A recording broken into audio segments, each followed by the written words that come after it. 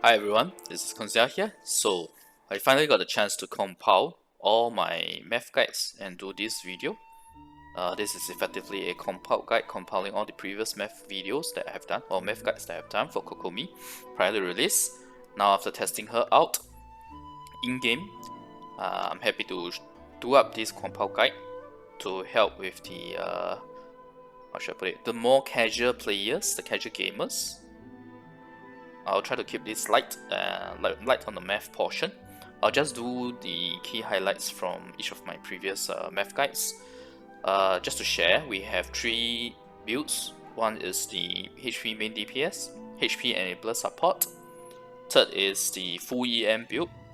Then we have the artifact comparison as well as a weapon comparison. Okay, so without further ado, I'll just quickly talk about Kokomi's kit. Effectively, she's a healer with a very strong enabler support through her elemental skill. How she works is that basically her elemental, all of her healing is done, or rather all of her healing skills of her max HP. This is the elemental skill, this is her elemental burst. So all of her healing skills of max HP. All of her damage has 2 components to it. One is the attack skilling like all other characters. Second is max HP, which she will get when she uses her burst. As you can see here, for the first 4 columns, we have max HP. Sorry, first 4 rows here on the skill attributes, we have max HP. So effectively, the way to build her is to build her with max HP. But how about crit rate?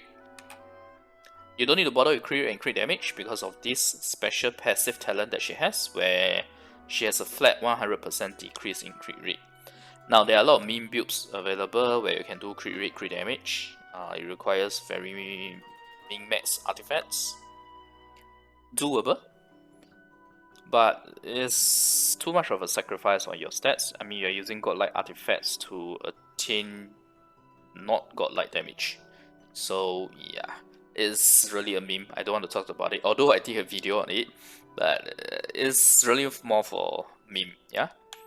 Okay, so swimming consumption reduction, that's fine. Let's talk about her A1. Her A1 basically allows her to refresh her Bake Kurage, which is her elemental skill, the jellyfish, duration when she uses her burst. So what this means is that since your elemental skill has a duration of 12 seconds and cooldown 20 seconds, it means that 8 seconds into your elemental skill, you can use her burst, and effectively your elemental skill will be refreshed for another 12 seconds. It will be 8 plus 12 equal 20 seconds, which means perma uptime. So a lot of people are focused on this perma uptime, but I just want to share with you guys. One thing to consider is that yes, you can achieve perma uptime, but it doesn't change the position of your elemental skill. Her elemental skill AoE is really small. Okay, look at this. That's really small. Okay, I mean, look at this in terms of a combat. This is really small. You need all your mods to be in this little area. Okay, so having a 20-second uptime on that doesn't sound that great to me. It's a nice option to have, but it's not that great to me. It's not something worth dropping 4-piece HOD over, because if you want to use 4-piece HOD, obviously you can't use this. You should be using your... For 4-piece HOD, the moment you use your elemental skill, you should be doing damage. That's how it works for the 4-piece HOD effect.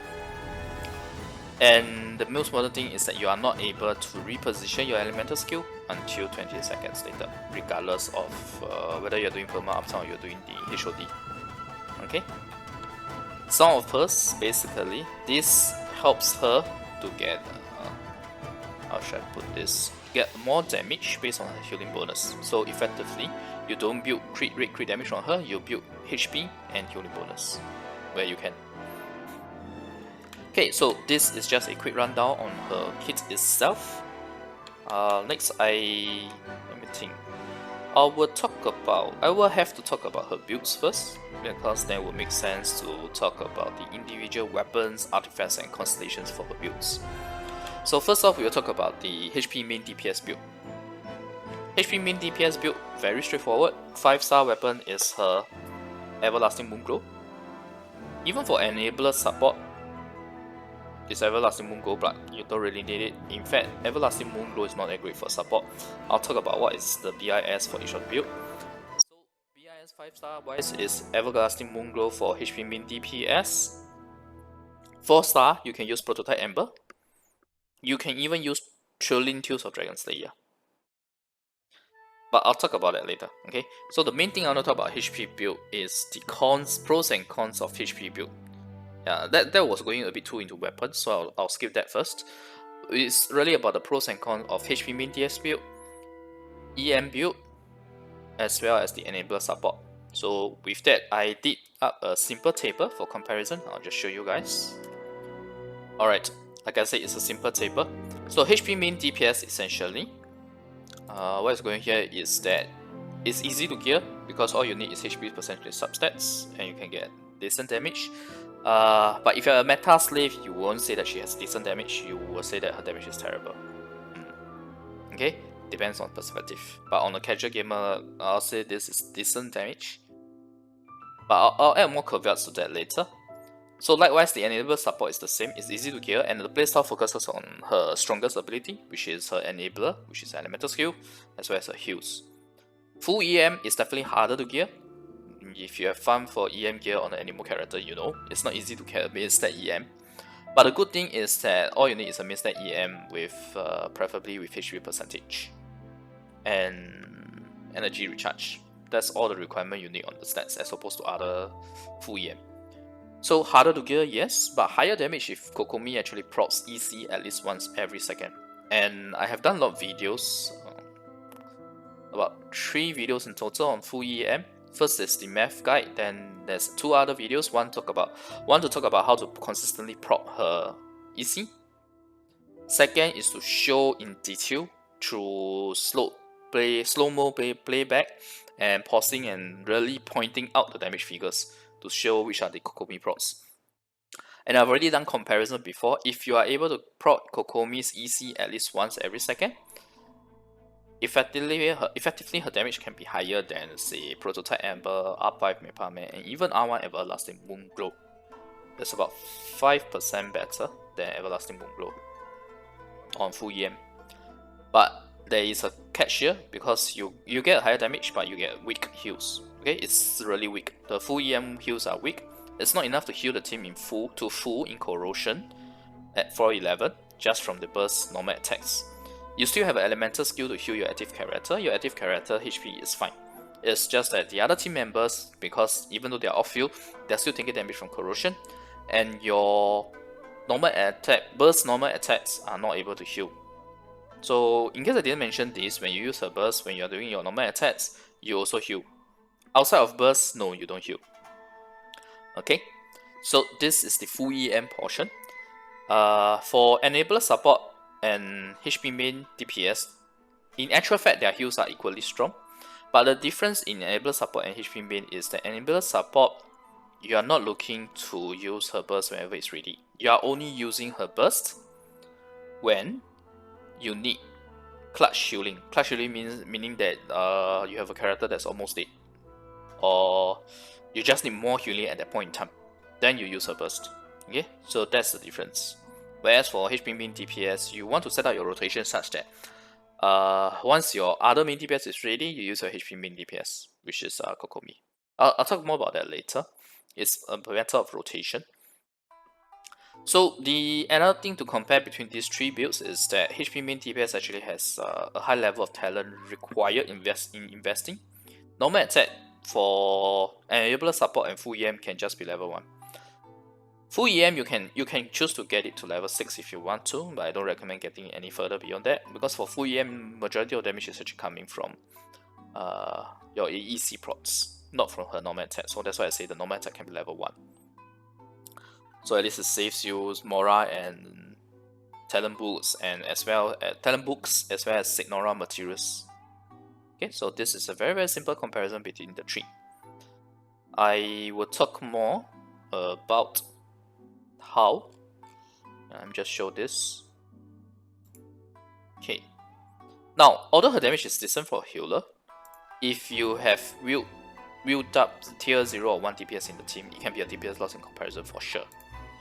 But it can be overcome by rotation. So for example, when Hu Tao is on Elemental skill cooldown, you switch to Kokomi. And when Kokomi is done, you switch back to Hu Tao. Hu Tao should be ready. I'll cover this more in team comms. But since the damage is only decent, I would recommend using her as a secondary main DPS, i.e. only when your main DPS is on cooldown. So main DPS with cooldown, there's a lot of them right now. Hu Tao, Yoimiya, Raiden, Chao, all of these are examples. Not that I'm saying that you should use them. I'm saying that I'm quoting these as examples. I'll talk about what characters to use in her team comp. Okay, so these are just some of the key highlights from my previous math guides. She enables Pyro Vaporize very well. It's really where she shines as an enable support plus healer. As a HPB main DPS, C6R5 fully wheeled with talents 9912 and almost perfect artifacts, you can do about 59.6k damage in 2 seconds without reaction. That is 3 hits, 2 seconds. This amount of damage is not that great, honestly speaking. If you saw my very first math guide video, I have already done the comparison. I factored in her being able to do Vaporize with every tick of her elemental skill and every third hit of her normal attacks, which I can tell you is really generous. She's not going to be able to do that much Vaporize. She's not going to be the one triggering that much Vaporize. But yes, if that's the case, she still loses out to a Raiden using the catch. Okay, her damage is really not that great. And if you're using a prototype Ember, regardless of R1 to R5 at C0, it's about 28k damage in 2 seconds. Okay, this is a more F2P setup. Okay, now, this is how the figures are looking like. If you want to look at more of the figures, I recommend you to check out my previous math guides. Those will really do actual comparisons. Now, I want to talk about full EM build because it's not so straightforward. To proc EC consistently, you need to use Anemo Burst infused with Electro. Kazuha, Venti, Sucrose, all three can work, but Venti recommended for easier setup.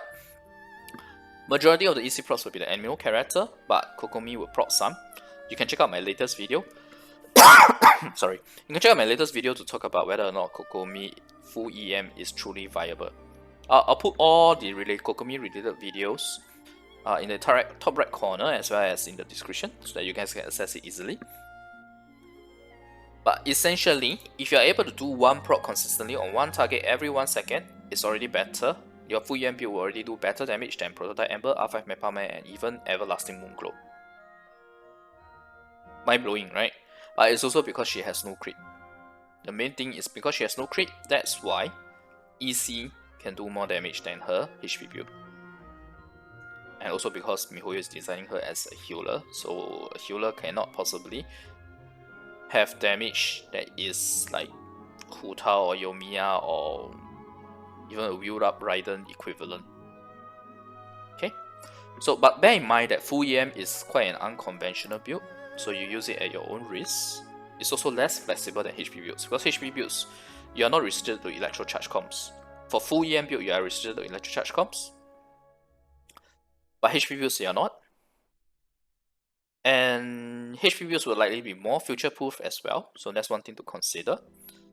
Another thing is whether or not when 2.2 live stream happens, the official live stream happens, maybe we'll get more information about 2.2 and whether or not it's better to build her as a healer. Heals wise, unless your HP percentage rolls are good, chances are it will not be sufficient for floor 11 corrosion effect, but it's sufficient for floor 12. But bear in mind that this is based on talents 166, or rather 666. So elemental skill 6 per 6. So if you get those levels higher, you will definitely get more healing as well. Okay?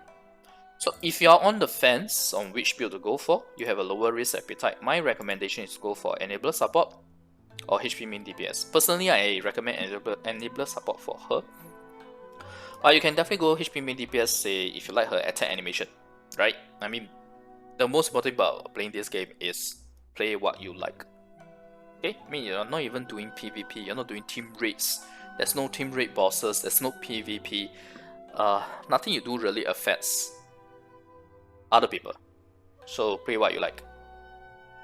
if you don't want to bother setting up EC correctly, because EC does require you to do some correct steps in order to set it up, then go for enable support or HP main DPS. However, if you're already interested in EM build, then you can go for a 4-piece Thundering Fury, which I've if provided you have the team comps I mentioned in my guide on consistent EC prop. And the beauty about 4-piece Thundering Fury is the cooldown reduction, which allows you to reposition your elemental skill as you like. Okay, but no worries, I'll talk more about artifacts later. So technically speaking, both HP and EM builds can work in Fireworks comp, example Kokomi, 2 Electro and 1 Anemo/Bennett. The difference is really whether you want more heals or you want the cooldown reduction to allow you to always have that flexibility to reposition her skill as you like. Now, me personally, I'm going full EM because I like that ability to reposition the skill as and when I like. Okay, I don't have high expectations of her damage. My damage, I'm very well aware that the damage in my team is going to come from my other main DPS. She's just a secondary. That is how I design her, how I build her. Okay, so honestly, it's a viewer's choice here. I have already mentioned all of this. It's a viewer's choice, up to you. So these are all the caveats that I've mentioned. So you can decide whether you want to go for enable support, HP main DPS, or EM build. In fact, personally, I have a backup support set, enabler support set. So as and when I really need to fulfill that role, I can just change. And the backup support set is nowhere near min-maxed, nowhere near perfect, but I believe it would be good enough. Yeah, it is actually a 4-piece tenacity with TTODS, like what I shared in the Math Guide 2 on F2P enabler support. Okay, now let me go back in game. I already mentioned this, right? Talents, you only need level 1 normal attack. So let me go back into the game and talk to you guys about the Constellations. Alright, I'm gonna go faster here, naturally, since we spent quite a bit of time talking about the different builds, but it's important because that's really talking about how to play her, right? Now, Constellations, I already covered talents, so I'll talk about Constellations now. Her C0 is good for HP main DPS. For enabler support, due to the playstyle, you shouldn't be using her attacks that much. And if that's the case, you don't need this, because what her C1 does is to unleash an additional hit, an additional fish that does an additional separate hit from her final normal attack, her third normal attack, and it does 30% of the max HP as hydro damage. So effectively, you should be using her normal attack combo fully so that it unleashes a swimming fish, an additional hit that does 30%. Now, if you are wondering, this 30% actually is a lot more than her usual hits. The damage boost is ranging from about 36% to 46%, depending on what weapon you're using. But it's a pretty good constellation if you're going for a HP main DPS build on her, because like, for reference, Raiden's C2, which everyone knows is her biggest damage boost, gives you about 42 to 43%. This gives you about 36 to 46. But bear in mind the difference is that in actual damage figure is also quite significant. Okay, I mean between the two, between Kokomi and Raiden. Now C2 basically increases her healing. It does not increase the healing bonus attribute. Based on the Chinese description that I saw previously, it's very clear cut that it's a different attribute. It's not the same as the healing bonus attribute. I myself did not pull for C2, so I can't confirm that. I'm very sure some YouTubers should have already done it, but I have not looked at it. So effectively, all her C2 does is to give you more healing when your characters have less than 50% HP. And the moment you heal them beyond 50% HP, more than 50% HP, this C2 effect is gone. In other words, this is way too conditional for my liking. You're spending on a constellation that is conditional, and it's just for healing. So yeah. Okay, C3 is not bad. C3 actually increases her burst level. So with her entire kit, her burst level is important. But you have to get C1 and C2 before you get C3. So C4 increases her normal attack speed and also energy restoration. Now, the biggest benefit of C4 is the energy restoration. It's good if you're a wheel and you want to go for main DPS on her. Attack speed wise, I don't think it's that great. Typically, attack speed boost in the game doesn't really contribute to that high of a DPS difference. And not to mention this C4, you have to get to C4. C5 increases her elemental skill level. It's pretty meh. The biggest benefit of increasing her elemental skill level would really be her heal, not the damage, because the damage is attack skilling. You are building a HP skilling character, so 3 levels of elemental skill doesn't really help you much. It really helps the healing effect of her elemental skill. Now C6 allows her to get a 40% hydro damage for 4 seconds when her normal and charged attacks heal or will heal any party member with 80% or more HP. So this is very conditional, yes. In corrosion, however, she will get this 40% HP, 40% hydro damage bonus pretty much permanently, but only in corrosion effect and against the new true damage wolf mobs. But other than that, this is still two-way conditional for my liking. If you don't have any character, if you happen to be at full HP, then this just doesn't happen. This just doesn't take effect. So even as a wheel or a semi-wheel, depends on how you see it, I actually am very content to stay at C0 for Kokomi. I don't think her constellations are good. Other than C1 if you are HP mid DPS, but yeah. So effectively, what I recommend is if you are doing a HP main DPS, if you are willing to spend Primo Gems on her, because the next banner, if I'm not wrong, it should be Child. It should be a Child rerun banner because of the new 5-star weapon that is upcoming. That weapon is obviously a Child weapon, not a Ganyu weapon. Mainly because the stats require you to use normal attacks.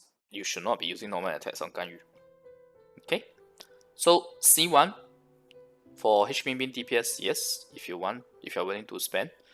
C0 is good enough for F52P enabler support as well as her full EM build. Alright. Okay, now let's talk about artifacts. Okay, because like I mentioned, I'm going EM on my end, so I have 4-piece Thundering Fury here. The most important is the effect that allows us to decrease elemental skill by 1 second. That's the one that I'm looking for here. In fact, I managed to get it, the best result. I managed to find a way to consistently get it from 20 seconds to 12 seconds. So I really like that part of it. That's the Thundering Fury 4-piece. There's another option for full EM, and full EM is pretty straightforward, right? I don't need to say what main stat, sense, goblet, or helmet you should be using. It should all be Elemental Mastery. Okay, Elemental Mastery, Elemental Mastery, Elemental Mastery. I do not have the luck of getting a 5-star goblet on set yet, EM on goblet, so that's the reason why I'm using 4-star here. I do have a 5-star EM goblet on set, but I prefer using this because there's a high HP percentage here that helps with my heals. Simple as that. Now you can also choose to use 2-piece Wanderers with 2-piece Wanderers with 2-piece Tenacity. Sorry, my Barbara is missing one artifact here, so sorry. Because Amber is using it. Oh no, sorry.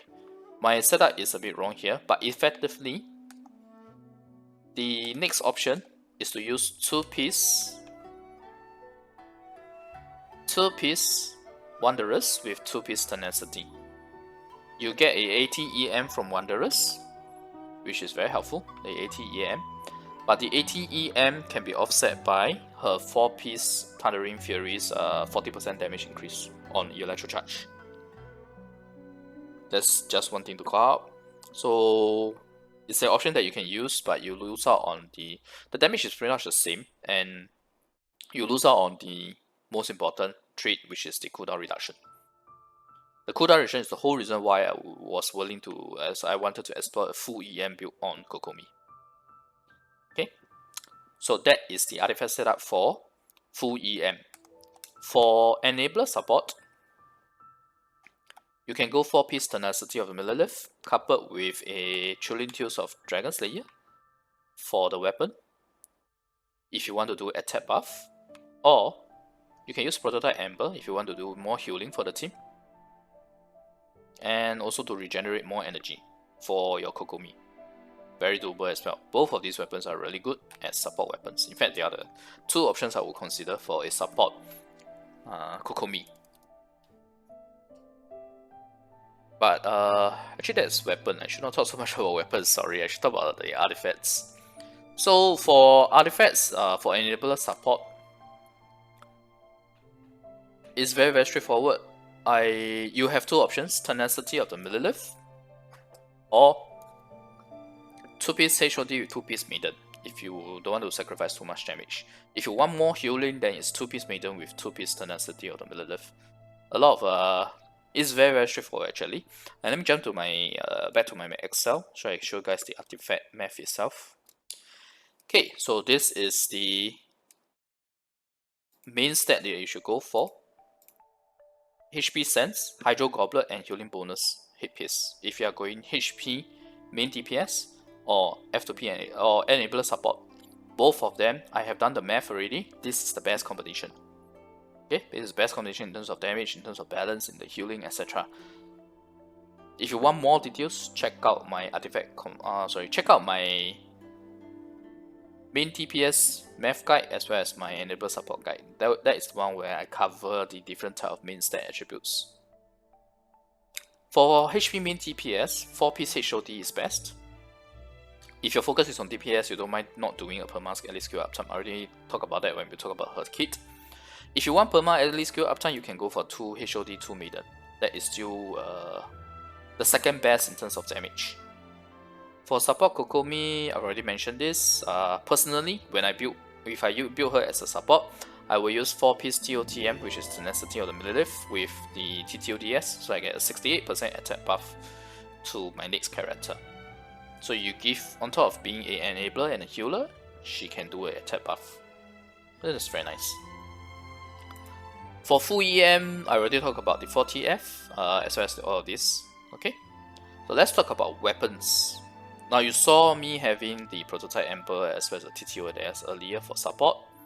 Now let's talk about HP main DPS. This list here is rank. Okay, this is from best to worst. So Everlasting Moonglow, obviously her signature weapon is the best. Next is R5 Mepame, Prototype Amber, TTODS, R1 Mepame, and Hakushin Ri. For Prototype Amber and TTODS, their R1 to R5 do not affect their damage. And obviously R5 Moonglow will do better than R1 Moonglow. But Moonglow is not a good weapon because if you saw my weapon comparison video, you know that it offers a very small percentage increase compared to other 4-star versus 5-star weapon type of comparison. Again, check out my weapon comparison video if you want the details. This is the ranking. So based on what you have, these are the weapons that you can use. Okay, I really need to speed up. Okay, support wise, I've already talked about these two, Prototype Amber and TTODS. Full EM main, you can obviously Sacrificial Fragments is the best. It has 221 EM, and not to mention it gels very well with what I just said, right? I want to use full EM 4-piece Thundering Fury for me to allow me to reposition my elemental skill as and when that I like. And Sacrificial Fragments plays beautifully into that because you cast once and it's already reset. And you can because her elemental skill continuously pulses and takes damage every 2 seconds. Every 2 seconds you have a chance to reset your cooldown. Fragments is really good for her. Magic Guide is the next option. It's a 3-star weapon, but it does provide you more EM than Mepame. Mepame's EM is lower than the Magic Guide, so Magic Guide is your second best option. Alright, I missed this weapon. Thanks to the comments. There were a couple of comments that pointed out about Magic Guide, so thank you very much for pointing that out. So yep, for full EM main, these are the weapons I would consider.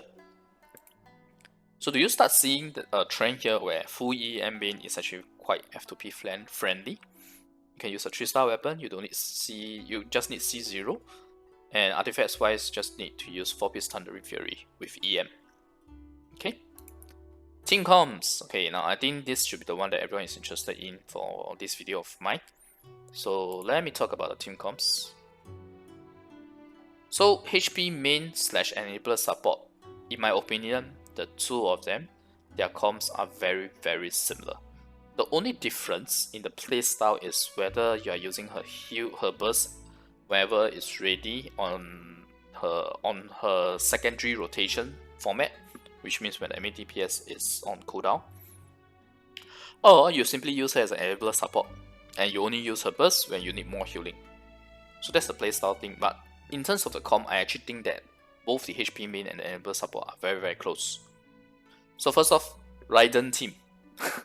I named this Raiden team because there's Sarah and Raiden, Kokomi, and Kazuha, Venti, also close. So really up to you whether you have these characters. It's a bit restrictive, I know, but it's a Raiden team, so I myself, I will definitely use these three, and I'm still on the fence on whether to use Kazuha or Venti.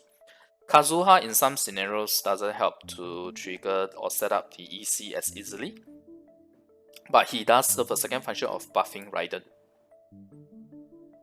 So yeah, the elemental damage boost that he gives. So, but all three characters really can work. Okay. Kokomi I obviously don't need to talk about. Raiden is because she's the main DPS. You can also use someone like Kejing as a main DPS, but Kejing isn't like a main DPS that has downtime per se. Unless you want to consider her burst as it, then yeah, as the downtime, her burst on cooldown. But her burst is also 12 seconds cooldown, so. Okay, now you can also do Vaporize team. I think that's something that I've never covered so far in my previous videos.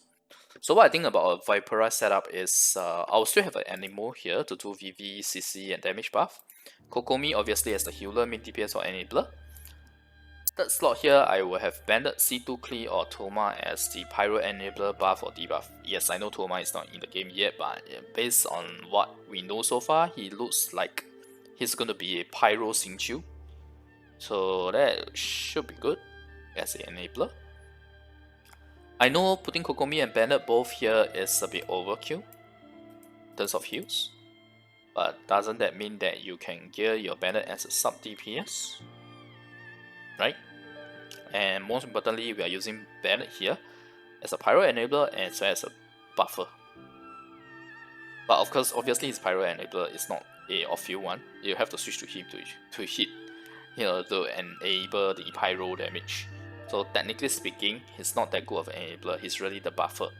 Whereas C2 Klee is the setup with her mines as well as the debuff from her C2 effect. And Thoma is obviously the best enabler. I did not include Xiangling here because I think Xiangling's Guoba, yes, maybe in some scenarios you can use an enabler, but I feel that Xiangling is better as a Pyro DPS, which is the next slot here, where you use characters like Hu Tao, Xiangling, Diluc, or even Yoimiya. So any Pyro main or DPS really. So basically the rotation is to alternate between the Kokomi main and the Pyro main. Use your Pyro main first, then you use the Kokomi main to heal up whatever damage your Pyro main took while doing. But there is some anti-synergy between Hu Tao and Kokomi, obviously. You can't get the less than 50% HP. It's very hard for you to maintain it. Unless you're only using Kokomi as a... Now, even if you use it as an enabler, it still affects. So obviously not that great together. I'm only placing it here as an example, okay? I should strike through this, right? Yeah. I'm only placing it as an example for Pyro DPS on cooldown.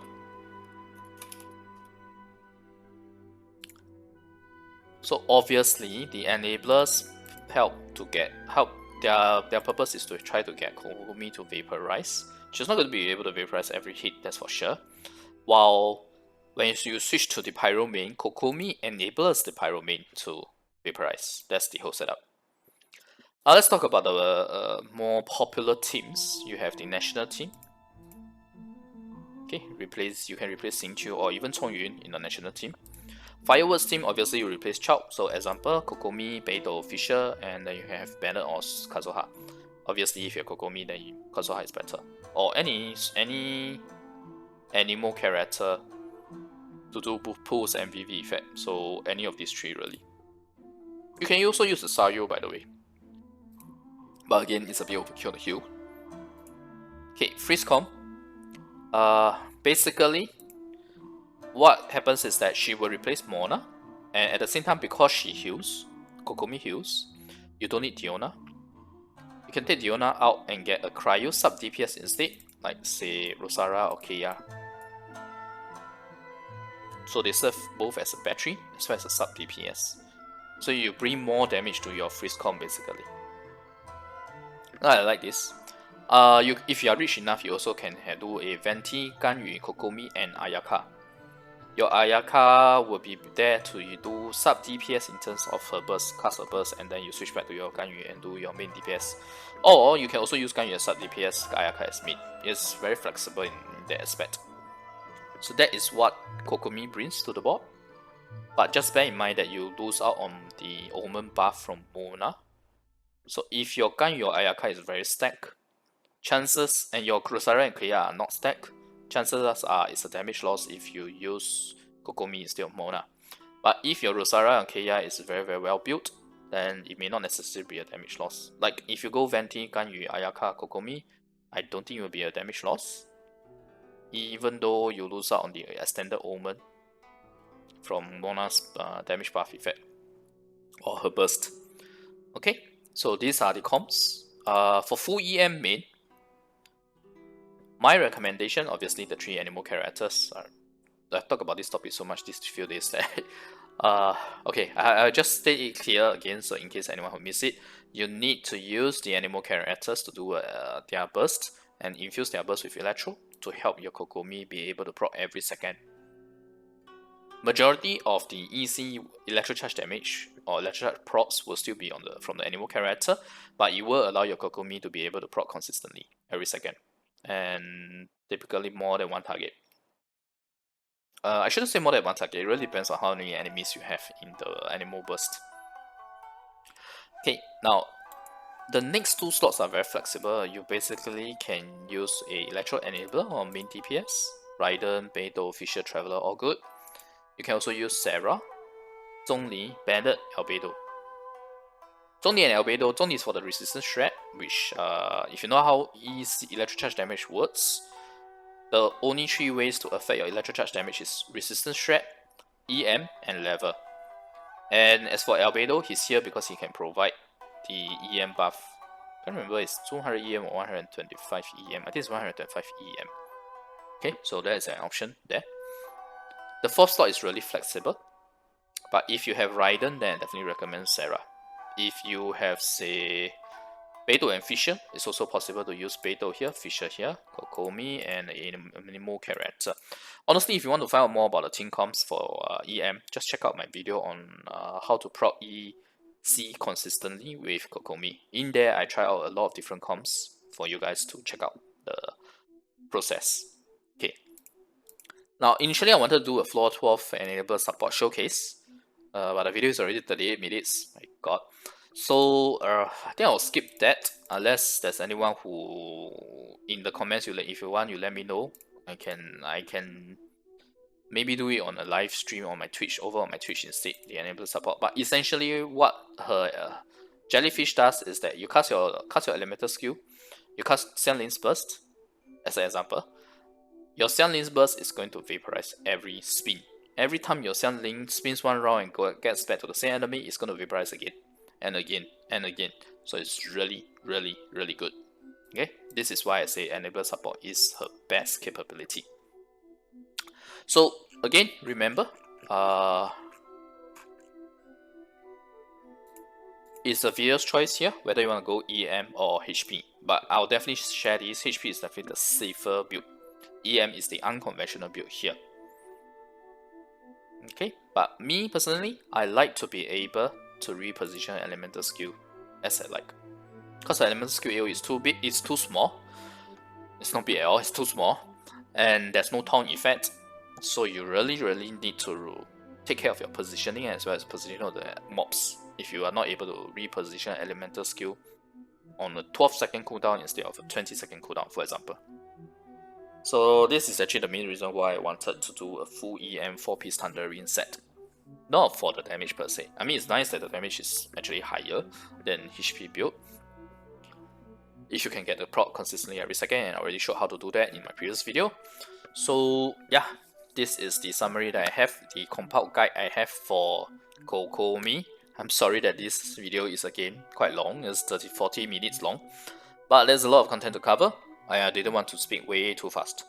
Right, so remember, if you want specific details, check out my other guides. Those have very detailed analysis on their specific areas. So thanks everyone for watching. I'll see you guys next video, and if you like the content, remember to like the video and click subscribe for more. Thanks, bye.